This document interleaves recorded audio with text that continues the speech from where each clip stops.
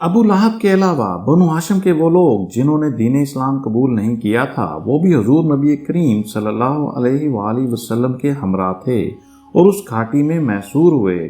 سال کے 4 حرمت والے مہینوں رجب، ذوالقعدہ، ذوالحجہ اور محرم الحرام میں یہ لوگ اس گھاٹی سے باہر نکلتے اور کھانے پینے کی چیزوں کا بندوبست کرتے۔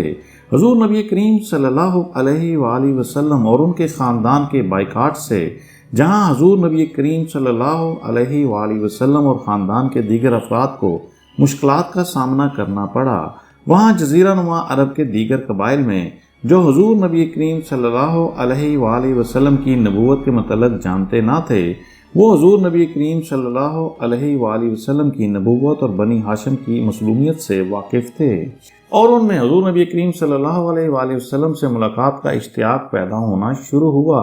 3 سال تک حضور نبی کریم صلی اللہ علیہ وآلہ وسلم اپنے خاندان کے ہمراہ اس گھاٹی میں محصور رہے اور اس دوران درختوں کے پتے کھا کر گزارا کرتے رہے۔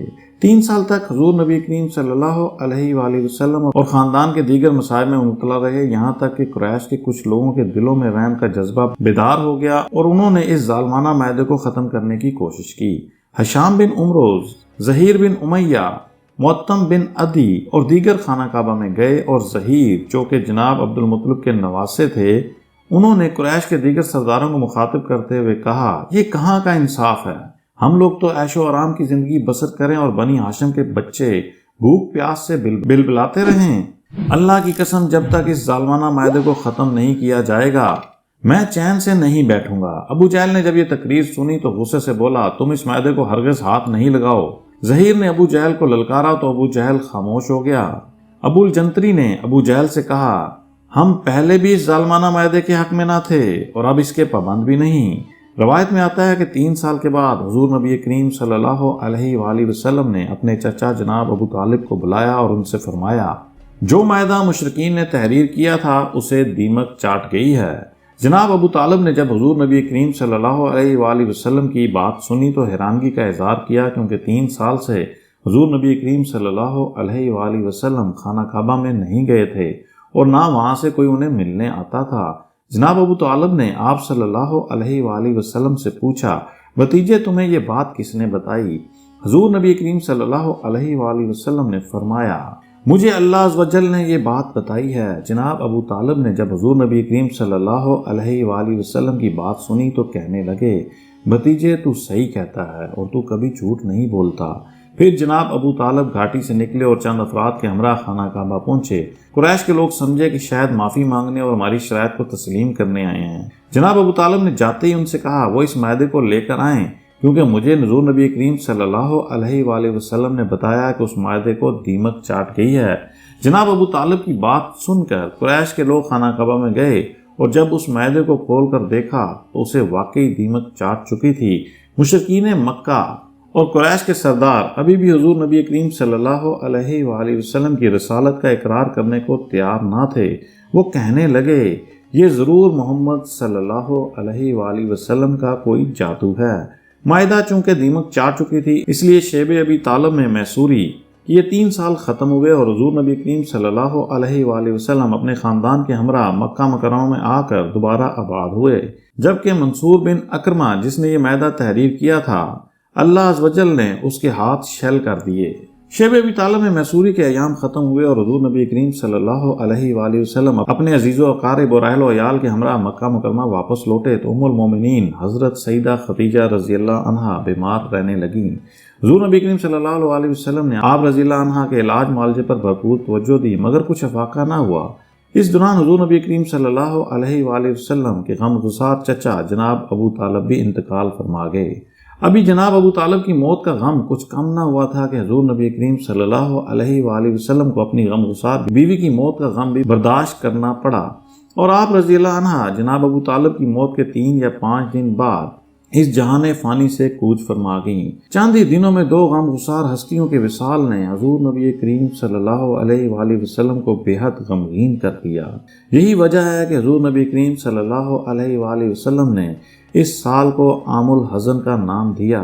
حضور نبی کریم صلی اللہ علیہ وآلہ وسلم کی دلی آرزو تھی ان کے چچا جناب ابو طالب ایمان سے سرفراز ہوں۔ یہی وجہ تھی کہ حضور نبی کریم صلی اللہ علیہ وآلہ وسلم وقتاً فوقتاً انہیں اسلام کی دعوت دیتے رہے تھے تاکہ حضور نبی کریم صلی اللہ علیہ وآلہ وسلم کی حمایت اور دین اسلام کی بدولت وہ جنت الفردوس میں اعلیٰ مرتبے کے حقدار ہوں۔ روایت میں آتا ہے کہ جناب ابو طالب مرض الموت میں مبتلا ہوئے تو اس وقت حضور نبی کریم صلی اللہ علیہ وآلہ وسلم آپ کے پاس تشریف لائے اور ایک مرتبہ پھر اسلام قبول کرنے کی دعوت دی۔ جناب ابو طالب نے جواباً کہا کہ اے بھتیجے، میں جانتا ہوں تو میرا خیر خواہ ہے، لیکن میں اس سے بھی ڈرتا ہوں کہ کہیں قریش والے یہ نہ کہنے لگیں کہ موت کے ڈر سے میں مسلمان ہو گیا۔ پھر حضور نبی کریم صلی اللہ علیہ وآلہ وسلم کے جانے کے کچھ دیر بعد آپ کا وصال ہو گیا۔ حضرت علی المرتضیٰ رضی اللہ عنہ نے حضور نبی کریم صلی اللہ علیہ وآلہ وسلم کو آپ کے وصال کی خبر دی۔ حضور نبی کریم صلی اللہ علیہ وآلہ وسلم کی آنکھوں سے آنسو جاری ہو گئے۔ حضور نبی کریم صلی اللہ علیہ وآلہ وسلم نے حضرت علی المرتضیٰ رضی اللہ عنہ سے فرمایا، جاؤ اور ان کی تجہیز و تکفین کا انتظام کرو۔ پھر حضور نبی کریم صلی اللہ علیہ وآلہ وسلم نے جناب ابو طالب کے جنازے میں شمولیت اختیار کی اور حضور نبی کریم صلی اللہ علیہ وآلہ وسلم اس موقع پر فرما رہے تھے، اے میرے پیارے چچا، آپ نے میرے ساتھ صلہ رحمی کی اور میرے حق میں کبھی کوتاہی نہیں کی۔ اللہ عز و جل اس کے بدلے میں آپ کے ساتھ صلہ رحمی کرے اور آپ کو نیک اجر عطا فرمائے۔ سیرت نگار لکھتے ہیں یہی وجہ ہے کہ تاریخ میں جناب ابو طالب کا نام ہمیشہ اچھے لفظوں میں لیا جاتا ہے اور لیا جاتا رہے گا، کیونکہ انہوں نے ہر مشکل گھڑی میں حضور نبی کریم صلی اللہ علیہ وآلہ وسلم کی اعانت فرمائی۔ جیسا کہ گزشتہ سطور میں بیان ہوا، جناب ابو طالب کا وصال 10 نوی میں شیب ابی طالب نامی گھاٹی سے واپسی کے بعد ہوا۔ جب آپ کا وصال ہوا تو آپ رضی اللہ عنہ کے بھائی حضرت سیدنا عباس رضی اللہ عنہ نے دیکھا کہ ان کے بھائی کے ہونٹ ہل رہے ہیں۔ انہوں نے حضور نبی کریم صلی اللہ علیہ وآلہ وسلم سے کہا، اے بھتیجے، اللہ کی قسم، میرے بھائی نے وہی کلمہ پڑھا ہے جس کا حکم آپ صلی اللہ علیہ وآلہ وسلم نے انہیں دیا۔ مورخین لکھتے ہیں کہ جناب ابو طالب نے وصال سے قبل قریش کو وصیت کرتے ہوئے فرمایا، میں تمہیں اپنے بھتیجے محمد صلی اللہ علیہ وآلہ وسلم کے ساتھ بھلائی کا حکم دیتا ہوں اور وہ امین اور صادق ہیں۔ اللہ کی قسم، میں دیکھتا ہوں کہ عرب کے دور دراز علاقوں کے نادار اور ضعیف لوگوں نے اس کی دعوت کو قبول کر لیا ہے اور اس کی دعوت کو قبول کرنے کی وجہ سے وہ معتبر ہو گئے ہیں۔ پس جو ان کی دعوت کو قبول کرے گا وہ ہدایت پائے گا، اور اگر میری زندگی وفا کرتی تو میں ان کے ساتھ جنگوں میں شامل ہوتا اور ان کی کفالت کرتا۔ حضرت علی المرتضیٰ رضی اللہ عنہ سے مروی ہے، فرماتے ہیں کہ میرے والد جناب ابو طالب نے میرے دادا جناب عبد المطلب کی پیروی کی اور وصال فرمایا۔ جب ان کا وصال ہوا تو انہوں نے مجھے وصیت کی کہ مجھے جناب عبد المطلب کی قبر میں دفن کرنا۔ میں نے حضور نبی کریم صلی اللہ علیہ وآلہ وسلم سے ان کی اس وصیت کا ذکر کیا تو حضور نبی کریم صلی اللہ علیہ وآلہ وسلم نے فرمایا، جس طرح انہوں نے کہا ہے ویسا ہی کرو۔ پھر ہم نے انہیں غسل دیا اور جناب عبد المطلب کی قبر پر لے گئے۔ جب ہم نے جناب عبد المطلب کی قبر کو کھولا تو میں نے انہیں قبلہ رخ لیٹے دیکھا۔ حضرت سیدنا حمزہ رضی اللہ عنہ کا قول ہے، جناب ابو طالب سابق الایمان تھے اور کسی بھی مشرک کی حمایت نبی کے لیے سرے سے ہی حرام ہے۔ جناب ابو طالب کے مسلمان ہونے کا علم حضور نبی کریم صلی اللہ علیہ وآلہ وسلم کے اس فرمان سے بھی ہوتا ہے کہ حضور نبی کریم صلی اللہ علیہ وآلہ وسلم نے ایک موقع پر فرمایا، کسی نبی کے لیے جائز نہیں کہ وہ کسی مشرک سے اپنے دین کے لیے مدد لے۔ کئی تذکرہ نگاروں نے ذکر کیا ہے کہ جناب ابو طالب نے اسلام قبول کر لیا تھا، مگر انہوں نے اپنے ایمان کو دوسروں سے خفیہ رکھا۔ علامہ ابن حجر عسقلانی رحمۃ اللہ علیہ بھی ان تذکرہ نگاروں میں سے ہیں جو اس بات کی تصدیق کرتے ہیں کہ جناب ابو طالب نے اسلام قبول کیا تھا۔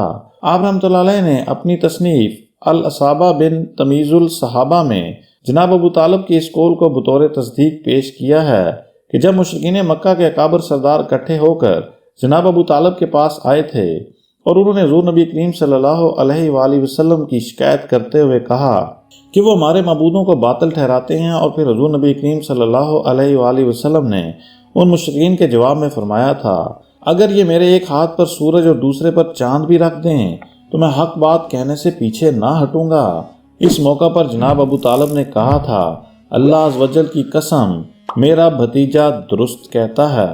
علامہ ابن حجر عسقلانی رحمۃ اللہ علیہ فرماتے ہیں، جناب ابو طالب کا یہ کہنا کہ میرا بھتیجا درست کہتا ہے، اس بات کو ظاہر کرتا ہے کہ آپ نے حضور نبی کریم صلی اللہ علیہ وآلہ وسلم کی تصدیق کی اور زبان سے یہ الفاظ ادا کیے تھے۔